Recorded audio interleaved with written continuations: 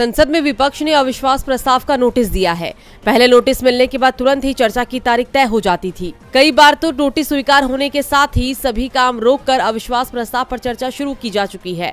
लेकिन लोकसभा में विपक्ष के अविश्वास प्रस्ताव के नोटिस को स्वीकार किए 5 दिन हो गए हैं, लेकिन अभी तक ये तय नहीं हो पाया है कि इस पर चर्चा कब कराई जाएगी। विपक्ष के नेताओं को इस बात का भी डर लग रहा है कि कहीं ऐसा ना हो कि सत्र के अंतिम दिन इस पर चर्चा कराई जाए और चर्चा के नाम पर हंगामा कर सत्तापक्षी लोकसभा को ठप कर दे। जिस तरह से राज्यसभा में विपक्ष के नेता मल्लिकार्जुन खड़गे को बोलने से रोका गया, वैसा नजारा लोकसभा में भी दिखाई दे सकता है। दरअसल सरकार मणिपुर मामले में चर्चा को सीमित करना चाहती है, जबकि विपक्ष चाहता है कि मणिपुर पर विस्तार से चर्चा हो। लोकसभा में कांग्रेस के नेता अधीर रंजन चौधरी तो इसी को लेकर बीजेपी नेताओं पर बेहद नाराज दिखाई दिए। उन्होंने कहा कि हम लोग तो सांसदों का प्रतिनिधि मंडल लेकर मणिपुर गए थे, प्रधानमंत्री भी अपने घटक दलों के सांसदों को लेकर जाए और फिर आकर हमसे टक्कर लें। मणिपुर पर पीएम मोदी सदन में बोले, इसलिए तो हम लोगों ने अविश्वास प्रस्ताव दिया है। अधीर ने कहा कि जब अविश्वास प्रस्ताव लंबित है तो सबसे पहले चर्चा उस पर होनी चाहिए। हम बिल पर चर्चा को तैयार हैं।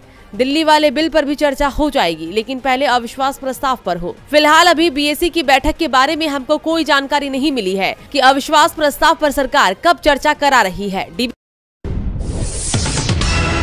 ज्ञानवापी मस्जिद को लेकर सीएम योगी आदित्यनाथ के बयान पर बवाल मच गया है।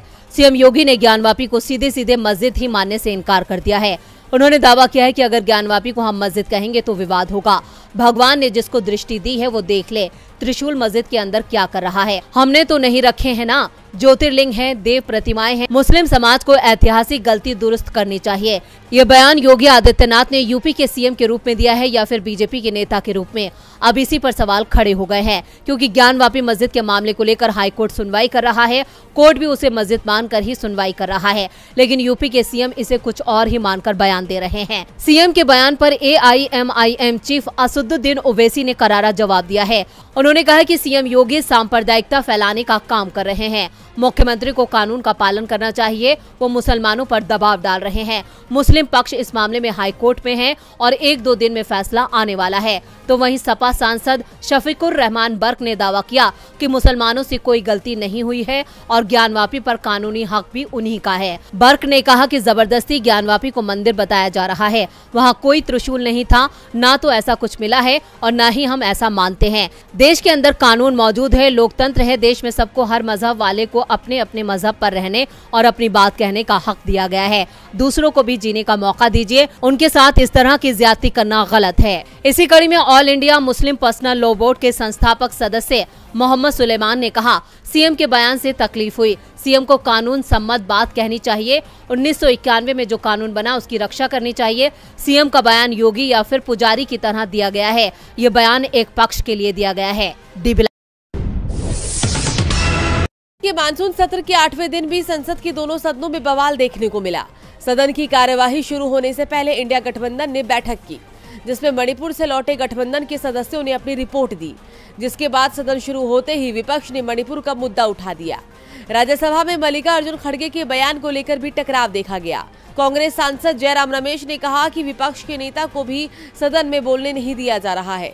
सदन में सत्ता पक्ष के लोग खड़गे की आवाज को दबाने की कोशिश कर रहे हैं। इसे लेकर सदन में सभापति और कांग्रेस सदस्यों के बीच जमकर बहस भी हुई।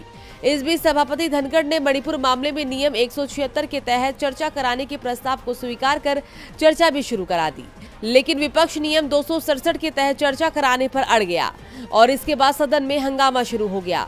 दरअसल विपक्ष सदन में प्रधानमंत्री नरेंद्र मोदी से मणिपुर पर बयान देने की मांग कर रहा है, लेकिन पीएम मोदी मानसून सत्र में अभी तक सदन में ही नहीं आए हैं। आज हंगामे के कारण संसद में दिल्ली अध्यादेश विधायक की जगह लेने वाला बिल भी पेश नहीं किया गया, लेकिन केंद्रीय मंत्री अनुराग ठाकुर ने लोकसभा में सिनेमेटोग्राफर संशोधन बिल 2023 को लोकसभा में जरूर पेश कर दिया। राज्यसभा में ये पहले ही पास हो चुका है। इस बीच विपक्षी सांसद अब लोकसभा स्पीकर और राज्यसभा के सभापति से मिलने की तैयारी में हैं।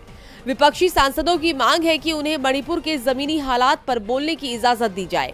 इसी के साथ कांग्रेस के सांसद रणदीप सुरजेवाला ने कहा कि 68 सांसदों ने मणिपुर पर चर्चा के लिए नोटिस दिया था, लेकिन सरकार इससे भाग रही है और वे चर्चा चाहते हैं।